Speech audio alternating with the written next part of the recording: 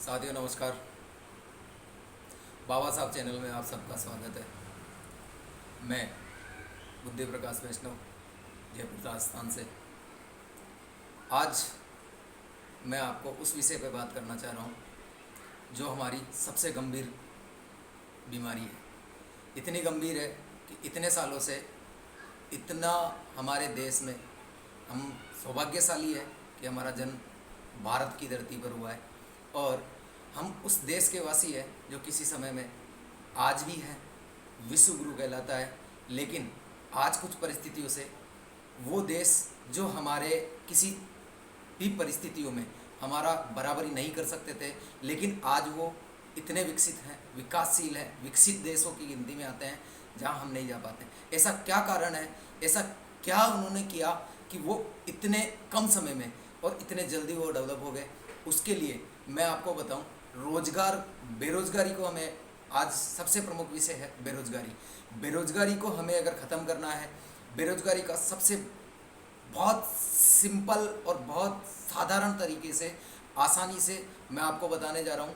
हम अगर हमारे जितने भी बड़े उद्योग, लघु बड़े उद्योगों को गृह उद्योगों में अगर हम कन्वर्ट करते हैं, फॉर एग्जांपल जैसे कि हम एक काम करते हैं, जैसे एलईडी बल्ब बनता है। एलईडी बल्ब बनाने के लिए बहुत बड़ी फैक्ट्री होती है, करोड़ों रुपए की मशीनें आती है, उसके बजाय वो प्लांट छोटे स्तरों पे जाता है। उसके अलावा बहुत सारे ऐसे चीज़ें हैं जिन्हें हम इनको डिस्ट्रीब्यूशन कर सकते हैं। जैसे हमारे यूपी में सबसे ज़्यादा आलू होता है, चिप्स का मैन्युफैक्चरिंग करते हैं। जहाँ आलू पैदा होता है वहीं पे अगर मैन्युफैक्चरिंग यूनिट्स, जो छोटे छोटे प्लांट होते हैं, वहाँ के जो फार्मर्स हैं, जो किसान भाई है, उनको वहीं पे हम लघु उद्योग के तहत, गृह उद्योग के तहत छोटी छोटी मशीनरी द्वारा, सरकार के द्वारा उनसे गृह उद्योग में मुद्रा लोन द्वारा मदद लेके और वो उन चीज़ों को स्टार्टअप करते हैं।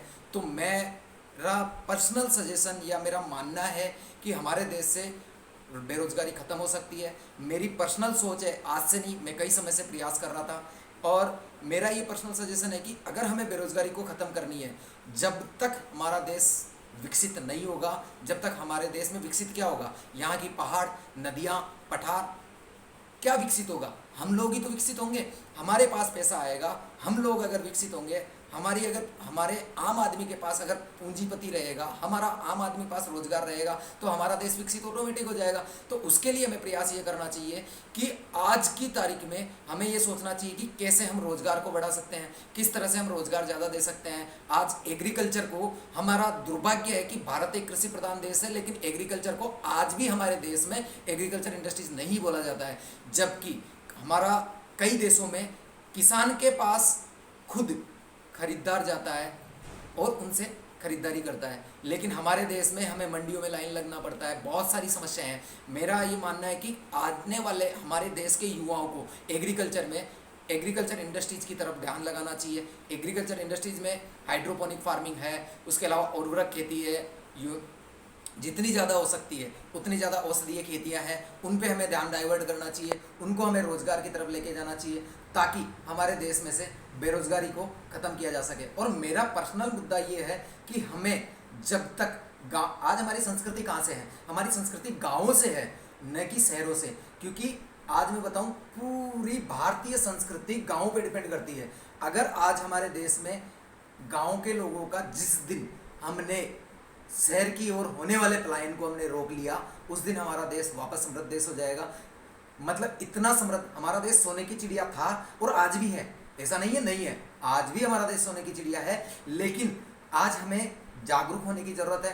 केवल हमारे में जागरूकता, हम उन चीज़ों को खोज नहीं पा रहे हैं कि हम, हमारे गाँव के लोग जो रोज़गार पाने के लिए शहर की ओर पलायन करते हैं, उन्हें हम गाँव में कैसे रोकें। जो आदमी गांव से उठ के शहर में आता है, वो नौकरी करता है, उसे 8 से 10 हज़ार रुपये सैलरी मिलती है। मैं बताऊं आपको, मैं खुद सिटी में रहता हूं, गांव से भी मैं बिलोंग करता हूं, लेकिन शहर में रहने का खर्चा, यहाँ तक कि सर मल मूत्र त्यागने का भी पैसा लगता है। क्योंकि सिटी है, ये शहर है, लेकिन गाँव में किसी चीज़ का कोई पैसा नहीं लगता है। वहाँ चाच पड़ोसी से जाके लेके आ सकते हैं। मतलब सब्जी, अगर अपना कोई पड़ोसी है, उसने अगर बाड़ी करी है, वहाँ से हम सब्जी लेके आ सकते हैं। यानी कि उसका एक्सपेंसिव बहुत कम हो जाता है। और यहाँ आने के बाद में कोई आदमी 8 हज़ार 10 हज़ार नहीं, 15-20 हज़ार की भी सैलरी करता है, तो भी उसका जीवन यापन नहीं कर पाता है। वो अपने बीवी बच्चों के साथ रहता है, उनके खर्चों को भी मेंटेन नहीं कर पाता है। और उसके बजाय वो बंदा अगर गांव में रहे, उससे आधी तनख्वाह भी मिलेगी ना, इजी वे में कुशल और इतना खुशियों से रहेगा, पूरे परिवार के साथ रहेगा। अपना भारत देश का जो संस्कृति थी, एकजुटता, जो भारत देश की जो संस्कृति थी जिसमें यूनिटी हुआ करती थी, पूरा फैमिली एक साथ रहती थी। लेकिन आजकल जो हमारे देश में बेरोजगारी का दौर चल रहा है, उस बेरोजगारी के तहत लोगों का, हमारे युवाओं का शहर की ओर पलायन करना, जहाँ इंडस्ट्रीज है वहाँ पलायन करना, उससे उनका परिवार से जो यूनिटी था, जो परिवार एक जगह रहता था, वो विखंडन हो रहा है। यानी कि हमारी संस्कृति को कहीं ना कहीं एक बहुत बड़ी हानि हो रही है। दुर्भाग्य की बात है कि इसके ओर न किसी का, मैं इतने सारे यूट्यूब चैनल देखा, इतने सारी चीज़ें देखी, लेकिन मैंने कहीं इसका विवरण नहीं देखा कि किसी ने इसके बारे में डिस्कस किया हो। फिर मेरी वाइफ के सजेशन से कि आप बोलना अच्छा है, आपकी आवाज़ अच्छी है, आप बोलो, आपके जो विचार है वो आप प्रेजेंट करो ताकि लोगों तक जाए। और कुछ लोग उसमें, क्योंकि हम सनातन धर्म से, हम में एक ही चीज़ दिखाई जाती है, नर की सेवा ही नारायण की सेवा है। अगर मेरा वीडियो देखने से अगर एक व्यक्ति की भी, सिर्फ एक व्यक्ति की भी अगर जीवन सफल हो जाता है, मेरा ये वीडियो धन्यवाद है। मैं नहीं कहूँगा मेरा वीडियो आप शेयर करो, मैं नहीं कहूँगा आप सब्सक्राइब करो, मैं नहीं कहूँगा आप इसको जितना ज़्यादा हो देखो। मैं ये कहूँगा, हमें आज की तारीख में, मैं पर्सनली इस वीडियो को अपने प्रमोशन के लिए कतई नहीं बना रहा हूँ, मैं इसलिए बना रहा हूँ, हमारे देश की जो परिस्थितियाँ हैं, हमारे देश में जो आज चल रहा है, आज आए दिन, मतलब सबसे बड़ी, जिस दिन हमारे देश में से बेरोजगारी अगर खत्म हो जाती है, हमारे देश में अगर रोजगार के, और रोजगार खत्म होने का मतलब, रोजगार का मतलब ये नहीं है कि नौकरी होता है, रोजगार का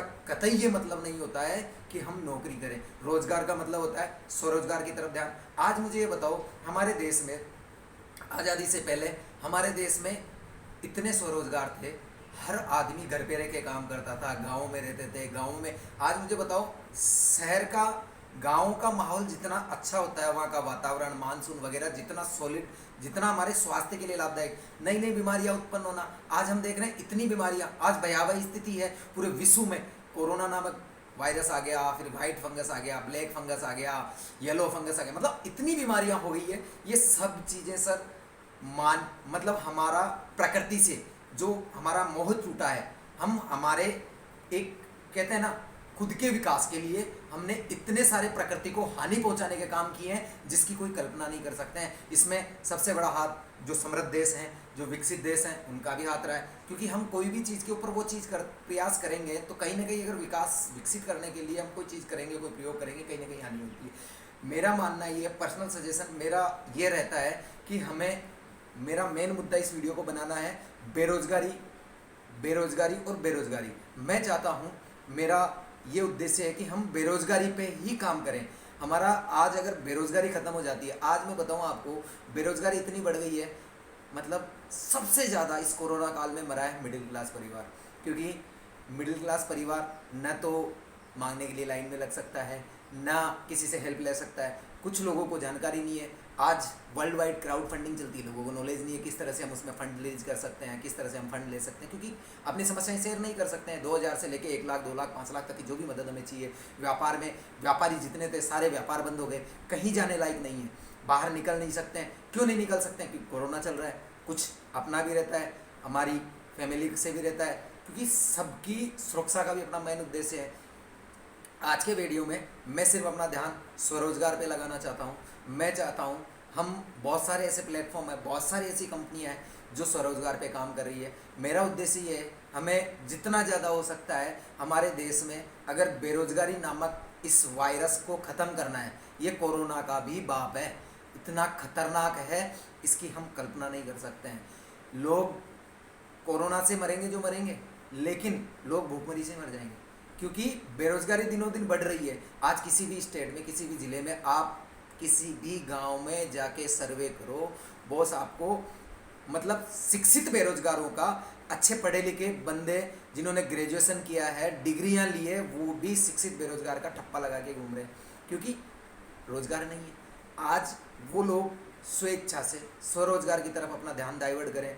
छोटे छोटे बहुत सारी इंडस्ट्रीज हैं। आज मैं बताऊं आपको, ई वेस्ट में वर्क कर सकते हो। आज मैं बताऊं आपको, कोकोपिट जो हम हमारे देश में एक मतलब बहुत सारे ऐसे मैं बताऊंगा आपको आने वाले समय में, आने वाले वीडियो में मैं आपको स्वरोजगार के अलग अलग टॉपिकों पे मैं डिस्कस करूंगा, अलग अलग आपको मैं दूंगा कि एक एक छोटे छोटे चीज़ों से भी हम स्वरोजगार उपलब्ध करा सकते हैं, हम स्वरोजगार कर सकते हैं, हमें बेरोजगार रहने की ज़रूरत नहीं है। आज हमें वापस जागरूक होना पड़ेगा, क्योंकि हम डेयरी फार्मिंग कर सकते हैं, काउ फार्मिंग कर सकते हैं, मतलब इतने सारे स्कोप हैं हमारे देश में। हमें बेरोजगार रहने की ज़रूरत नहीं है, सिर्फ और सिर्फ हमें जागरूक होने की ज़रूरत है। हमें सिर्फ और सिर्फ ये देखना है कि हम किस तरह से कर सकते हैं हमारा।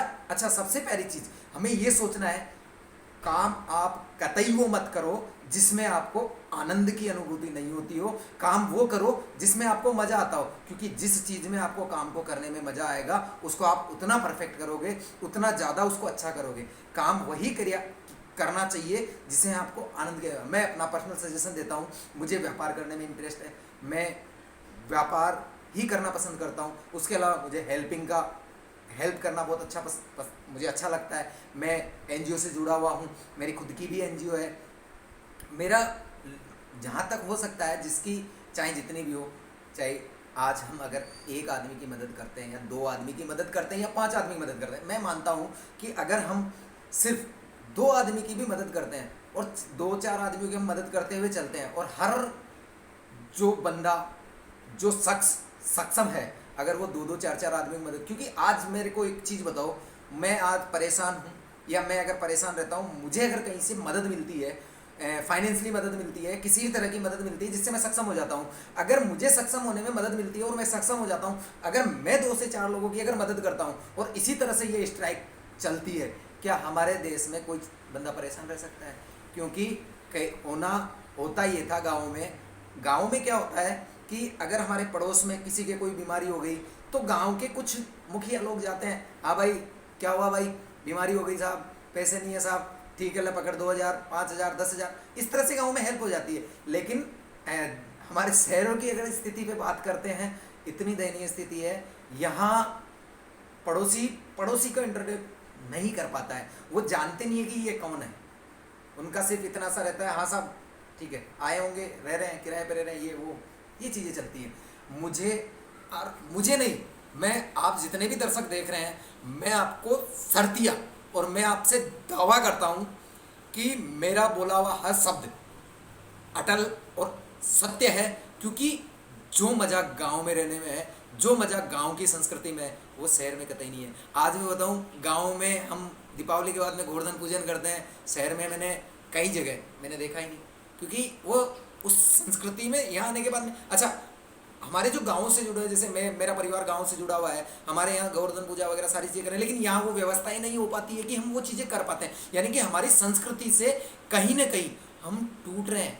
इसीलिए हमारा एक उद्देश्य, मेरा वीडियो बनाने का प्रमुख उद्देश्य यही है कि कहीं ना कहीं आज हमें सरकार से भी रिक्वेस्ट है, राजस्थान सरकार से, भारत सरकार से भी ये रिक्वेस्ट है, कहीं ना कहीं हमें आज हमारे गाँव को समृद्ध करने के लिए ये करना चाहिए, गांव के लोगों को गांव में रोजगार उपलब्ध हो और गांव के लोग शहर की ओर पलायन करना जितना हो सके कम हो।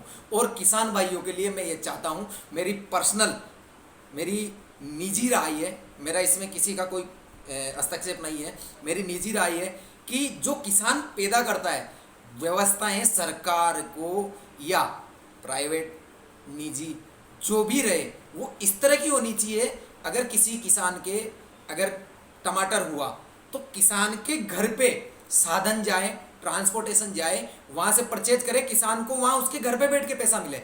गेहूँ हुआ, चना हुआ, मूंग हुआ, जो खेती होती है उसको घर बैठ के वहीं पे पैसा मिले, ताकि, क्योंकि हम सौभाग्यशाली हैं कि हम उस देश के वासी हैं जो कृषि प्रधान देश है। यहाँ की 80% पब्लिक खेती पे डिपेंड करती है, मवेशियों पे, गायों पे, भैंसों पे, डेयरी उद्योग पे डिपेंड करती है, यानी कि हम सौभाग्यशाली हैं। उनमें भी बहुत सारी इंडस्ट्रीज होती है, लेकिन जैसे 50 गाँवों का, 30 गाँवों का, 10 गाँवों का समूह बनाया, वहाँ पे हमने डेयरी फार्मिंग करी, वहाँ से जो दूध निकलता है, क्योंकि होता क्या है गाँव में ये चीज़ हो नहीं पाती है। इंडस्ट्रीज कहाँ जाती है? सिटी में जाती है, किसी से 50 किलोमीटर दूर है, किसी से 100 किलोमीटर दूर है, तो वो चीज़ें हो नहीं पाती है। आज मैं बताऊँ, आज हमें कहीं ना कहीं एक फोकस करना पड़ेगा, वो है बेरोजगारी। बेरोजगारी मिटाने के पास एक ही विकल्प है, वो है स्वरोजगार। उस पर हमें ध्यान केंद्रित करना चाहिए। हमें ये सोचना चाहिए स्वरोजगार गाँव के लोगों को गाँव में किस तरह से हम उपलब्ध करा सकते हैं, किस तरह से उनको हम रोजगार दे सकते हैं। क्योंकि ये कतई नहीं होगा कि हम उनको किसी इंडस्ट्रीज में, क्योंकि कोई भी इंडस्ट्रीज हो बिना आदमियों के नहीं चलती है। चाइना क्यों सक्षम है? क्योंकि वहाँ हर घर में रोजगार होता है। वो अदर देश क्यों सक्षम, मतलब उनमें ये चीज़ें चलती है कि हर घर में रोजगार होता है। मुझे ये बताओ, कोई भी इंडस्ट्रीज का कोई भी पार्ट्स छोटे छोटे टुकड़ों में बड़ी इंडस्ट्रीज में जाके वो असेंबल हो जाता है, तो उसका ये सारी चीज़ें हम, वीडियो बढ़ रहा है, मैं थोड़ा सा और समय लूँगा, वीडियो बढ़ रहा है, अच्छी चीज़ों के बारे में जानकारी कर रहे हैं, अच्छी चीज़ों के बारे में डिस्कस कर रहे हैं। क्योंकि ये मेरे पर्सनल सजेशन है। मैंने पहले भी प्रयास किया था, मैंने पहले प्रयास किया था। अब मेरा उद्देश्य ये है कि स्वरोजगार पे हम कंसंट्रेट करें और जितना ज़्यादा हो सकता है हम स्वरोजगार के ऊपर काम करें। मेरी राजस्थान सरकार से एक्चुअल में गवर्नमेंट की योजनाएं बहुत सारी चलती है, लेकिन वो आम लोगों तक नहीं पहुंच पाती है। वो क्यों नहीं पहुंच पाती है? क्योंकि कई जगह बैंक में जाते हैं, सर नहीं होगा, वो चाहिए, ये चाहिए, वो चाहिए। मोदी जी ने बहुत अच्छी योजनाएं चलाई, मुद्रा योजना चलाई, बहुत सारी चीज़ चलाई, लेकिन आम आदमी तक नहीं पहुंच पाती है, उसमें वो चीज़ नहीं ले पाते हैं। और मैं ये कहता हूँ, अगर जो बंदा उस चीज़ पे लेता है उसकी बाकायदा एक गवर्नमेंट से बाकायदा जांच होनी चाहिए कि यार तू लोन ले रहा है, तू इस पे ये फंड ले रहा है, तू किस जगह इन्वेस्ट करेगा, तुम क्या करना चाहते हो, भारत के युवा हो, क्या काम करोगे आप, उसके ऊपर बाकायदा एक स्पेशल टीम होनी चाहिए जो उसको जांच करके उस चीज़ को दे। क्योंकि उसमें भी कहीं भी गलत नहीं होना चाहिए। जय हिंद, जय भारत। फिर मिलते हैं बाबा साहब।